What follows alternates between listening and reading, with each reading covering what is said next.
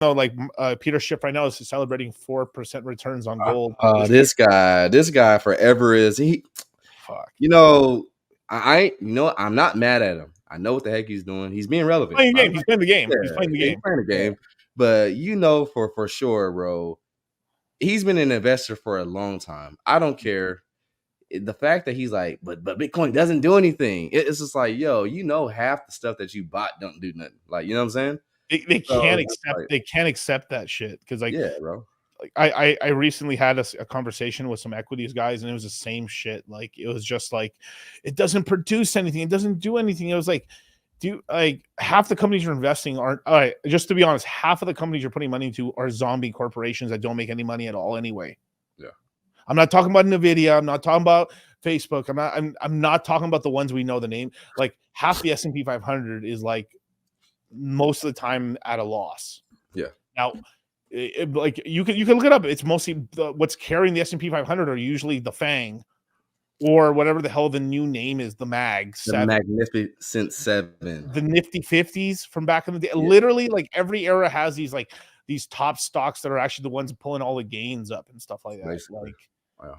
It's crazy, you know, and it's crazy. Like, this is what I say, like with charting and everything, and like you can't get away from fun. There's gonna be fundamentals and narratives. You can't get away from the narrative sometimes.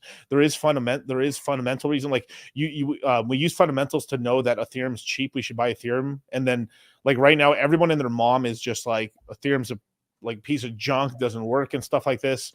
Yeah. No, it's because if like this the whole thing is like, and this is like what dum-dums don't understand is that, you know, if Ethereum were to actually keel over, the whole market would keel over. Yeah. And then you would stop making money on your altcoins. Yeah. Yeah. They're too ingrained. You would need a severe bear market where like it does die and then something else takes over. Like it doesn't not usually happen during the top of the run. I mean, maybe you can get like Ethereum to pass Bitcoin for a second and then it just goes back to normal. Or you could have a Solana pass Ethereum for a second. That could happen. But you won't have the true ramifications of that until like you have a severe bear market where like then in the bear market it passes it. People have time to digest like, oh, Solana now is the second biggest coin by market cap now, legitimately. Got it. And then that becomes the actual, you know, thing or whatever. Or Pulse Chain or whatever. Or Cardano.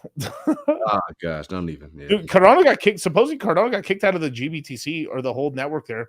They got taken out of it recently. Really? Yeah. Let me see if I can pull it up. I think I had a picture on my phone. Forgot to bring my laptop, which I feel really dumb about. Yeah, no, you're good. Yeah, very foolish here. Yeah, it says at the end of the day, it's a Grayscale. Yes, a Grayscale large. They were kicked out of the digital large cap fund components basket. So ADA was removed. Yeah. Okay. Not awesome. And I think they replaced it with Solana. I mean, to just be honest, like the macro trade, man, for a lot of these guys, they're already calling it. Yeah. You know, but to like kind of talk back to your point where like some of these people, like they just can't accept the narrative or like they just can't, they're like, hey, it doesn't do anything. I always go back to this and it gets them every time. I'm just like, okay, what is the whole point and why do people invest in the first place? Like, why is that even a thing? So I can make fun of people on Twitter. Yes, because most people on Twitter are idiots. But with that being said, we know this already. But the whole point of why people invest because they're hoping to be able to have something more valuable that they can use for some type of consumption for themselves or their family later. Yep. So like investing is nothing but future consumption carried forward. So store value, that alone is the biggest reason of why people invest. And then so it doesn't matter whatever way or whatever type of instrument that you may be in to be able to get you to the outcome that you're trying to go to, doesn't matter. As long as it has the capability of getting you there, that's all that matters, truthfully. Right? So it's just like, you know, Bitcoin does the store value pretty dang well. And because everything is just buying it, somebody else is just buying something from you later that they perceive has more value at the time in which they bought it, and you bought it at a lower price. That's all of it. It's, nobody can tell me different. That is the base layer of what's really going on. All the other PE ratios and like, this company's gross, not like us, like, yeah, all, you know, there's use case there, but at the same time, the only thing that can make somebody money is when they buy something at a lower price and sell it at a higher price. That's it. Right. And I used to do this all the time when I was investing in equity. This is a long time ago when I was investing in equities. Is like, all right, if I had stupid money, what would I buy that I know that I'd be proud to own or keep, or like, Mm. damn, I have this. I'm never going, like, I'd be like, oh damn, Uh, I'm gonna buy 25%. I'm gonna buy 25% of Costco stock, all of it. Just like, yeah, or like buy, like, you know, certain things like, so like like a that's actually a collection. really great game to play. Like, you got all the cash in the world, you're like, and you could buy like a stupid amount, like 10, 20, 30% of the supply. You're like, what would I own? It's a really, really interesting game to figure out kind of some of your major plays.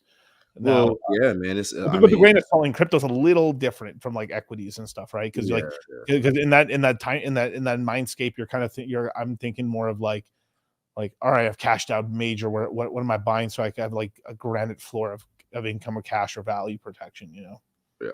Yeah, like when it comes to like and so I guess I don't know if you want to segue into like the like whatever you call it, wealth strategy, or the Sure. standpoint of like when somebody is the stream I did the other day was like how to add another zero to your net worth.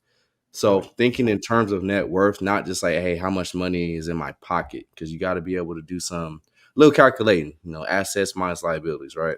Right. But like when it comes to saying, okay, cool, like let's say you've added a couple of zeros to your net worth, you want to be like, yo, I've done so much hard work to get here. I gotta like make sure I keep it.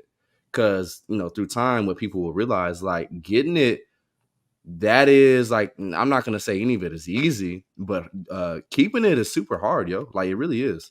Yeah. So you've got to be able to look at things way differently in terms of like preservation, but then you still want that growth still at the same time.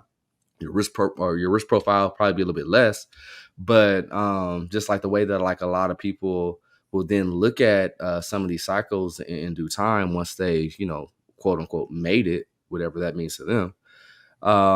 They're definitely gonna say, okay, cool, like let me take a look at this, like there's probably some Solana, and you'll be like, I'm actually glad that I hold whatever, how many Solana, no matter where the price was through the next like 8 to 10 years, whatever the case is, just simply because in Solana terms, you're probably like, I don't know, man, like, because what now, probably like 6 Bitcoin could probably buy you a house. Six.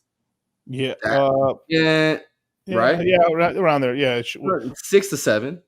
Like the median house is what, like 380K, 400K. 400. Yeah, so like 7 Bitcoin, give or take, Yeah. can get Time. you a house. Yeah. Somewhere in there. Yeah, so 7 BTC. I mean, yeah, and that's actually the crazy part is like they used to be 50 Bitcoin got you a house. Yeah, And they so changed understanding that function mechanism, that's good. Same thing is going to be happening for Ethereum and Solana. So I don't know what it'll be for Solana, but maybe it's like 100 Solana buy a house in whatever 2030. I don't know.